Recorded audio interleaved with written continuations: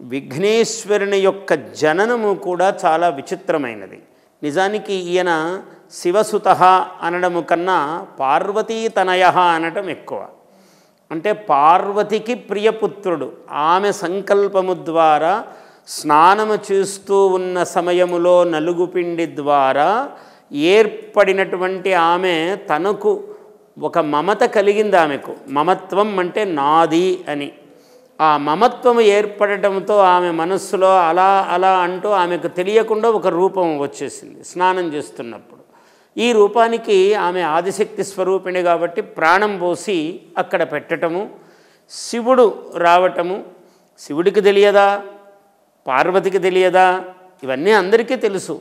కానీ ఒక కొత్త రూపము లోకానికి ఆవిష్కరింపబడవలసి ఉన్నది. అందువల్ల ఆయన స్నానశాలకు ప్రవేశిస్తూ ఉంటే ప్రవేశించకుండా అడ్డుకోవటము, ఆయన త్రిశూలముతో శిరస్సు ఖండించాడు.